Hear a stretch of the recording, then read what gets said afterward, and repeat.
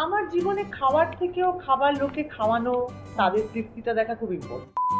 আমার সঙ্গে খাবারের সম্পর্ক ওই তৃপ্তির, যে খাবারটা খেয়ে তৃপ্তি পাবো সেই খাবারটা আমার ভালো লাগে। রান্না করতে পারি কিন্তু একদম রান্না করতে ভালোবাসি। এই সোহিনী এসে একটু বস না, সোহিনী দি এবার তুমি বসো না। মাঝখানে কি সিগমা মানে হচ্ছে কি গুড, হ্যাঁ গুড এরকম আর কি। কিছু হলে বলতে বলে যে তারপর একটা কথা বললো, তোমাকে আর বলছি না জেনজিবার তুমি বুঝবে না। কারণ আমি বলছি এই জেনজি এদিকে আয়, তখন জেনজি বললে আমাকে তুমি। একটা ক্যাফেতে আমি এত যেতাম, সেই দোকান মানে সেই ক্যাফের যে মালিকিন তিনি ক্যাফেটা বিক্রি করে দিচ্ছেন, সে আমাকে অফারই করে ফেলল। আমার মনে হয় আমরা তখন ফসিলস শুনি, রুম ইসলামের die hard fan. Hello, welcome to Indulge Podcast. Today we have with us two super talented actors of the Bengali film industry, and without much ado, we'll move straight away to the interview. Hello, welcome to Indulge Express. তো এবার বলো যে সিনেমাটা নিয়ে কি মনে হয়েছিল, যে সিনেমাটা কেন করবে? সিনেমাটা কেন করব মানে দেখো, প্রতিমের সাথে অনেক কাজ করেছি। হ্যাঁ, আমি এতগুলো কাজ মানে ওর সাথে করেছি, তার কারণ ও আমাকে মানে ওর যে কাজ নিয়ে আসে আমার কাছে সেটাতে আমি এক্সাইটেড হই। এবং এমন এমন সব চরিত্র ও আমাকে ভাবে, যেগুলো সচরাচর আমাকে সেভাবে, আমাদের তো সবাই ভারতীয় অ্যাক্টাররা আসলে টাইপ কাস্ট হওয়াটাই তাদের ভবিতব্য, ব্যাপারটা প্রায় এরকম। তো সেই অবস্থায় যে পরিচালক তোমাকে মানে টাইপ কাস্ট হওয়ার বাইরে বারবার তোমাকে ঠেলে দেবে, সেটা আমার ক্ষেত্রে কিন্তু প্রতিম, একদম আরো একজন আছেন প্রতিম, সেটা ব্যাপারে রেগুলার এই ঘটনাটা আমার সঙ্গে ঘটে চলেছে, ওর সঙ্গে কাজ করে আমি দেখেছি। আর আমাদের দুজনের পুরনো ছবিগুলোর মধ্যে মাছের ঝোলের একটা গুরুত্ব আমাদের দুজনের মধ্যেও আছে, বাংলা ছবি হিসেবে একটা গুরুত্ব আছে, একটা ভালো লোকের ভালো লাগা আছে। তো সেইটার সাথে একটা কানেকশন আছে ছবিটা, কোনোভাবেই ছবিটা তার সঙ্গে কোনো সম্পর্কিত নয়, কিন্তু কোথাও একটা কানেকশন আছে, যে সেখানে আমি একজন খুব মানে ইন্টারন্যাশনালি ফেমাস একজন শেফ ছিলাম, যে মাছের ঝোল রাখতে পারছে না, অনেক চেষ্টা করেও পারছে না। আর এখানে আমি একটা রান্না শিখতে চাইছি, রান্না না জানা মানুষ, এবং রান্নার মাধ্যমে আমি আমার মেয়ের সাথে একটা সম্পর্ক তৈরি করতে চাইছি। আর ওর সাথে কাজ করতে ভালো লাগে, ওর গল্প বলার ধরন, ওর চরিত্র তৈরি করার জন্য যে বিশেষ মনোযোগ প্রতিটা চরিত্রর, তো সেই সবটা মিলিয়ে, এবং ফাইনালি ওর ছবিগুলো একটা দেখেও দর্শক হিসেবে একটা ভালো লাগা থাকে, একটা তৃপ্তি থাকে। থ্রিলার বানিয়েছিল শেষ ছবিটা, সেটাও মানে একই রকমের, মানে একদম আমাদের চেনা থ্রিলারও নয়, তার মধ্যেও আরো অনেক অদ্ভুত সব হিউম্যান এলিমেন্ট। ফলে এটা রাইটার প্রতিম, ডিরেক্টর প্রতিমের যে কম্বিনেশন, সেটা দারুণ, সেটা সব করে সচরাচর পাওয়া যায় না, সেটাই কারণ। তোমার ক্ষেত্রে? প্রতিমদার কাজ আমার ভালো লাগতো, মাছের ঝোল দেখে আমি জানিয়েছিলাম। এছাড়াও তোমার অনেকগুলো ছবি, সাহেব বিবি গোলাম আমার খুব ভালো লেগেছিল। প্রতিমদার সাথে আমার টুকটাক কথা হতো। তো 2025-এ প্রতিমদা একদিন ফোন করে বলে একটু দেখা করবো, একটা কাজের, যথারীতি কাজের কথাই আছে প্রতিমদা, যেরকম মানুষ অকাজের কথা বলার জন্য ফোন করবে না। তো তারপরে দেখা করি, প্রতিমদা আমাকে গল্পটা একটু শোনায়, বলে গল্পটা আমি একটু স্ক্রিপ্টটা তৈরি করছি, তোকে আমি শোনাবো একদিন। এবং চরিত্রটাও আমাকে যেভাবে মানে যে চরিত্রটা অফার করা হয়, আমিও সচরাচর এরকম চরিত্র করিনি। আমার কাছেও চরিত্রটা একদম নতুন রকমের ছিল। আর বহুদিন বাদে আবার ঋত্বিকদার সাথে কাজ করা, অনেক বছর আবার মানে আমরা মাঝখানে লাস্ট বোধহয় কবে করলাম, 2021-22 এরকম হবে, একজন 22 হবে না, তাহলে 21ই হবে তোমার। লাস্ট ছবিটা আমরা কি করেছি আসলে? অনন্ত কিছু লকডাউনের আগে, অনেক আগে, অনেকটা আগে, অনেক মাঝখানে অনেকদিন আমরা কাজ করিনি একসাথে। তো সব মিলিয়ে আর কি আমার এই ছবিটা মানে না করার কোনো কারণই ছিল। আর what is food for you, মানে ফুড কে মানে খাবারের সাথে তোমাদের সম্পর্ক কিরকম, তোমাদের জীবনে খাবারের কতটা ইম্পর্টেন্স? আমার জীবনে খাবার থেকেও খাবার লোকে খাওয়ানো, তাদের তৃপ্তিটা দেখা খুব ইম্পর্টেন্ট আমার কাছে। মানে ওটা আমাকে একটা কিক দেয়, তা আমার একটা ভালো লাগে যে আমি কতটা সুন্দর করে তাকে গুছিয়ে খেতে দিতে পারলাম, ঠিক আছে। আর সে কতটা তৃপ্ত হলো। আমার বাড়িতে যত গেস্ট আসেন লাস্ট বেশ কয়েক বছর ধরে, আমি সবসময় চেষ্টা করি, খুব ভীষণ এদিক ওদিক হলো, সারাদিন হয়তো খুব কাজের চাপ, আমি সেরকম দিন কাউ গেস্ট ডাকিও না, যাতে আমি নিজে রান্না করে তাকে কিছু খাওয়াতে পারি। মানে আমি বাইরের কেনা খাবার, মানে মিষ্টিটা পর্যন্ত আমি নিজেই বানানোর চেষ্টা করি, তাতে কোনো কোনো সময় চাপও হয়ে যায়। আমার বর বলে যে তুই এতটা চাপ নিলি, তুই একটু এনজয় করতে পারলি না। বাড়িতে লোকজন এলে কি হয়, মানে আমাকে বলে এই সোহিনী এসে একটু বস না, সৈনি দিয়ে এবার তুমি বসো না, আরে আমি বসলে তাহলে খাবারটা কি হ্যাঁ। বাড়বে বা খাবারটা কি গরম করে করে খেতে দেবে, স্টার্টার টাটার এই ধরনের জাতীয় জিনিস তুমি করে রেখে দিতে পারবে, না, পরে ভেজে ভেজে বা দিতে একটু হবে, গরম করে হ্যাঁ, করে হ্যাঁ, বারবার দিতে ঠিক, হবে। ঠিক। কিন্তু আমার তারপরেও ওই মানে আর আমি বাড়িতে আমার সেটআপটা ওরকম হয়ে যায় ওপেন কিচেন আর কি, যেখান থেকে আর কি একটু কথা বলতে পারবে। আড্ডাটা আমি সবাইকে বলি যে আমি যে রান্নাটা করছি সেটার সাথে আমি গল্পটা করতে চাই, হ্যাঁ, রান্নাটা করতে করতে আমি গল্প করতে চাই। কিন্তু আবার এটাও ঠিক যে রান্নাঘরে আমাকে যদি এসে খুব বেশি ডিস্টার্ব করে কেউ লোকজন, আমার ভালো লাগে না। মানে এসে একটু গায়ে ঘেসে ঘেসে এসে লোকজন দেখে না কি করছিস, হ্যাঁ, হ্যাঁ, এটা হ্যাঁ। ওটা করা, বা ধরো আমি একটা কিছু জিনিস রেখেছি, মানে শোভনের সাথে কিনা এটা নিয়ে ঝগড়া হয়ে গেছে, তুলে তুলে খাচ্ছে, আমি বলছি তোকে আমি দেবো গুছিয়ে, ওর সবুজ হয়েছে না, এবার সেটা নিয়ে ওর সাথে আমার ঝগড়া হয়ে গেল। তো আমার কাছে ব্যাপারটা হচ্ছে যে আমি কিভাবে পরিবেশন করবো, তাকে কিভাবে খেতে দেবো, সেই সময় তার মানে Expression. এমন না যে তার মুখের দিকে তাকিয়ে আমি বসে থাকবো, কিন্তু কিছু ওই কতটা এনজয় করছে সে সেই কতটা enjoy এক্সপ্রেশন। করছে সেটার উপরে আমার অনেক কিছু নির্ভর করছে। তো আমার কাছে খাবার বিষয়টা হচ্ছে এরকম। আর আমি যে প্রচন্ড ফুডি, আমার কোথাও একটা খাবার সেট হয়ে গেলে জিভের সাথে কানেকশনটা হয়ে গেলে আমি ওটা ছাড়তে পারি না। সেটা আমি যত বছর যত যেভাবে যাই আমি ওই মেনুই অর্ডার করব, ওই দোকানেই যাব। সেটা আমার বাজার করার ক্ষেত্রে, আমি ধরো কেউ আমাকে ঠকালো এটা মাছ নেওয়ার ক্ষেত্রে, কিন্তু আমি ভাবি যে আমাকে সে একবার ঠকালো, দ্বিতীয়বার আর আমাকে সে ঠকাবে না, তাই জন্য আমি তার কাছেই যাই। আমি আবার নতুন নতুন নতুন নতুন চেঞ্জ করি, মানে বাজারেও ধরো মাছ টাছের ক্ষেত্রে, এবং আমার বাড়িতে যে যারা বাজার করে যেসব ছেলেপুলেরা রয়েছে আমি ওদেরকেও এটাই শেখাই যে কেউ দিয়েছে মানে সে ভুল করে দিয়েছে, যদি তার কাছে আবার যাস তাহলে তারও বিশ্বাস তৈরি হবে, তোরও বিশ্বাস তৈরি হবে, তাহলে জিনিসটা দেখবি মানে বারবার লোক চেঞ্জ করিস নিউ না। Form of Gandhigiri. তাই না?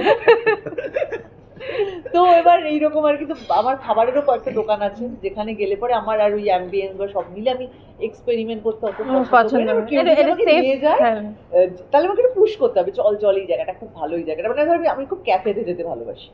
ক্যাফে হচ্ছে মানে আমার কাছে মানে ফাইন ডাইনিং এতেও ক্যাফেতে আমার খুব ভালো লাগে যেতে, ক্যাফেতে গিয়ে আড্ডা মারতে, অনেকক্ষণ বসে গল্প টল্প করতে। মানে একটা ক্যাফেতে আমি এত যেতাম, সেই দোকান মানে সেই ক্যাফের যে মালিকিন তিনি ক্যাফেটা বিক্রি করে দিচ্ছিলেন, সে আমাকে অফারই করে ফেললো একটা, এই ক্যাফেটা আমি এত যেতাম যে ভাই তুমি কি ইন্টারেস্টেড, আমি বললাম যে না মানে আমার কাছে তো টাকা নেই যে মানে ক্যাফে কিনবো আমি, মানে মানে উনি ভাবলেন যে মানে ও এত আসে নিশ্চয়ই ও ক্যাফেটা হয়তো কিনে নিতে পারবে, ঠিক আছে। তো ধরে নিয়েছে তোমার অনেক পয়সা, হ্যাঁ মানে ধরে নিয়েছে অনেক পয়সা, মানে যাই হোক। তো এইরকম আর কি আমার কাছে খাবার বিষয়টা এরকম। আর সবাইকে নিয়ে মানে একা একাও আমি খেতে পারি না, আমি কোনোদিনও কোথাও গিয়ে একা একা খেয়েছি কিনা আমার মনে পড়ে না, সবাই মিলে খেতে, সবাই মিলে খাবার ব্যাপারটার মধ্যে আমার কাছে একটা কমিউনিটি ব্যাপার আছে। ওকে ওকে, এন্ড হোয়াট অ্যাবাউট ইউ? হ্যাঁ, আমার সাথে খাবার ব্যাপারটা একেবারেই মানে ওর যেমন খাবার বানানোর করে পরিবেশন, তারপরে সেই পরিবেশন করে অন্য মানুষের মুখে তৃপ্তি, আমার সঙ্গে খাবারের সম্পর্ক ওই তৃপ্তির শুধুই। ওকে, মানে আমি যে খাবারটা খেয়ে তৃপ্তি পাবো সেই খাবারটা আমার ভালো লাগে। তো আমি মোটামুটি সর্বভুক, স্বল্পাহারীও বলা যেতে পারে খানিকটা। আর একটা ব্যাপার, আমি একা একদমই খেতে পারি না, মানে ওই জন্য বলছে অনেকে মিলে, আমি একা বাড়িতে বসেও খেতে আমার অসুবিধা হয়। আমি একা একা হয় না, হ্যাঁ আমার খুব মন খারাপ হয় জানো তো একা একা বসে খেতে। মানে কেউ নেই, আই এম ভেরি লোনলি। আমি মানে এমন হয় যে গান চালিয়ে বসে খাই, মানে একা একা যদি কখনো আমার খেতে হয় আমার তখন আর আমার খাবার পেয়ে মানে গলা থেকে নামে না আর কি। মানে নয় কাউকে একটা ফোনে ধরো বন্ধু বান্ধব কাউকে একটা ফোনে সেই কথা বলতে বলতে খেলাম, একটা গান চালিয়ে বসে খেলাম, আমার একা একা খেতে খুব মন খারাপ। আমি একা একা, আমিও তাই, আমার একা একা খেতে মন খারাপ লাগে কি না ঠিক এক্স্যাক্ট ইমোশনটা ঠিক জানি না, মানে খুবই অচেনা ইমোশন, কিন্তু ভালো লাগে না এটা তো বুঝতেই পারি, একা একা খেতে ভালো লাগে না। এইরকম। আর তুমি যেটা বলছিলে তুমি রান্না করতে পারো, তো কি কি ধরনের রান্না করো? বা বাঙালি রান্না আমি অলমোস্ট প্রায় সবই পারি। ও ওকে। হ্যাঁ, আর ধরো কিছু একটা বেক করতে পারি, কেক টেক কিছু বানাতে পারি, এই মানে একটা কাজ চালানো করছে, মানে খুব শৌখিন সাংঘাতিক। বাট সেটা কি মানে ওরকম যে লোককে খাওয়াবো বা এরকম মুড হলে আমার স্ট্রেস বাস্টার পারি, কিন্তু একদম রান্না করতে ভালোবাসি না। এটা হচ্ছে ওকে ওকে, গট ইট। একদমই ভালোবাসি না, এটা একটা সার্ভাইভাল স্কিল। তো আমার যদি বিপদ হয় আমি 3-4 জনকে সামলে দিতে পারবে, এক বছর খাওয়াতে পারি প্রায়। কিন্তু তোমার কাছে কিছু খেতে চায় পান্তু আমার থেকে ওই ব্রেকফাস্ট বা টিফিন টাইপের খাবারও আমি বানালে ও কোথায় স্বপ্নাদেশে খাবার খাবো বলে, স্বপ্নাদেশ এসছে মানে স্বপ্নে পেয়েছি খাবারটা, এটা তুমি বলো। হ্যাঁ, বলে আমি একটা এক্সপেরিমেন্টাল কিছু ওখানে সেটা পছন্দ করে করি, সেগুলো ভালোই লাগে। আবদার করে হ্যাঁ, বলে ওটা করবে নাকি, এটা আর হবে না, অন্য কিছু একটা হবে। এইভাবে খানিকটা আজকাল ছেলের জন্য মাঝে মাঝে রান্না করি, নইলে আমার রান্না করতে আর একদমই ভালো লাগে না। একটা সময় লাগতো, এখন একদম ভালো লাগে। ওইটা হবে Okay. নাকি? ওইটা হবে। এই যে তুমি ছেলেকে রান্না করার কথা, ছেলের এখন কত বয়স? ছেলের বয়স 12। 12। সো একদমই তোমার অনস্ক্রিন ডটারের সাথে একদম কাছাকাছি কাছাকাছি বয়স। So how are you handling the teenager? দেখো এইটা তো আমি যতটা না হ্যান্ডেল করছি, ব্যাপারটা হচ্ছে যে এইটা একটা আমারও জার্নি আসলে। মানে আমার মানে ও 12 বছরের সন্তান, আমিও 12 বছরের বাবা আসলে। তো ট্রু দ্যাট, ট্রু।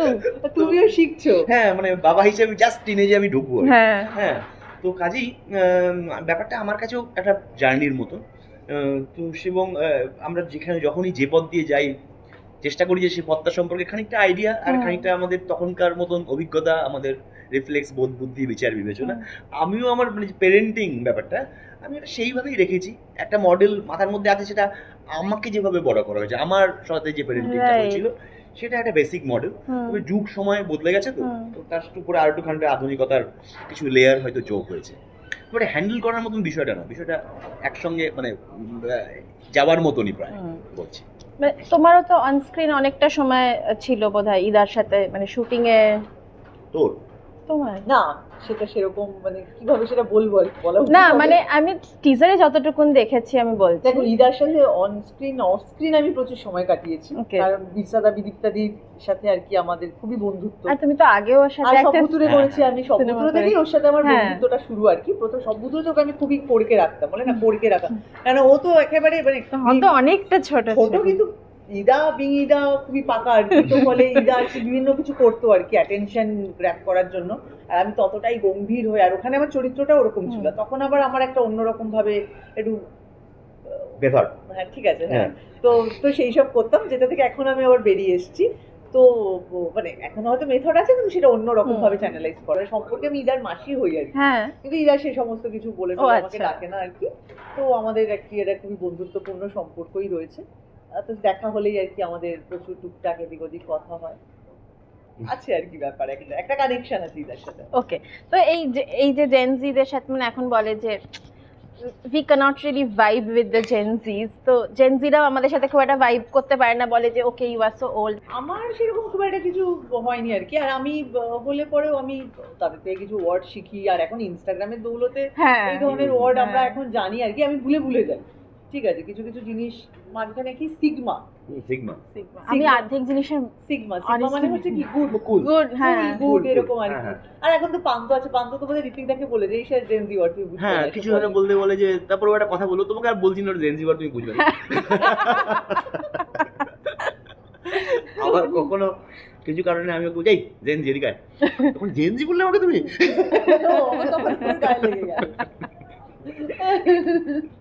না, ইদাও ধরো এরকম একটা কিছু কথা বললো শুটিং এ, একটা কি একটা বলছিল, কি মানেটা কি, তো সেটা আবার আমাকে এক্সপ্লেন করে দিল যে এইটার এই ব্যাপার আর কি। তো ঠিক আছে, সব জেনারেশনের কিন্তু নিজস্ব ভাষা ভাষা থাকে, আমরাও যখন হ্যাঁ, মানে হ্যাঁ। ছিলাম, আমার মনে হয় আমরা তখন ফসিলস শুনি, রূপম ইসলামের ডাই হার্ড ফ্যান, রূপম এরকম একটা হয়, রূপমের কালো সব জামা। program, রূপমের সব প্রোগ্রাম দেখতে যাই। তো মানে আমার মেশো এসছে শিলিগুড়ি থেকে, এটা কি ভাত খাবো, হ্যাঁ মানে আরো বাজে ভাবে বললো আর কি, বাথরুমে যাবো, টয়লেট যাবো, এইসব কি, এগুলো দিয়ে গান করে দিলেই হলো নাকি, এটা কি গানের কোনো আমাদের সময় গান হতো, মান্না দে, এবার মানে মান্না দে True. মানে কিছু নয় আর কি, মানে আলাদা করে আমিও মান্নাদের গান শুনি, কিন্তু আমি রূপমের গানও শুনি। মানে পছন্দ মানে সেটা কবির সুমন, রঞ্জন দত্ত, সবাইকে নিয়েই আর কি দেখতাম। হ্যাঁ, আমার মানে জেনারেশন থেকে জেনারেশন খানিকটা ফারাক থেকে যায়, তখন সবাই সব ভাষা বুঝতে পারে না। আমরাও যখন বড় হয়েছি, ধর আমরা তখন যে ঘ্যামা ট্যামা শব্দগুলো বাংলা ভাষায় সেই সময় ঢুকেছিল, হ্যাঁ হ্যাঁ, তো ওগুলো আমাদের বাবা মা এক ঘর। বুঝতে পারতো না। হ্যাঁ, এক এবং ঘর লাগছে, এক ঘর লাগছে তার যে বললে, হ্যাঁ, হ্যাঁ, হ্যাঁ। এবং বিরক্ত হতো হ্যাঁ, এই আবার কি এক ঘর লাগছে আবার কি কথা। জেনারেশনের নতুন ভাষা থাকবেই।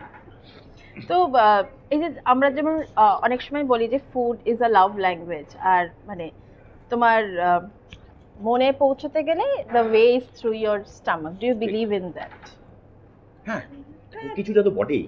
কারোর জন্য বটে, সবার জন্য হয়তো নয়, সেটাই এই জন্য বলছি, কিছুটা তো বটে।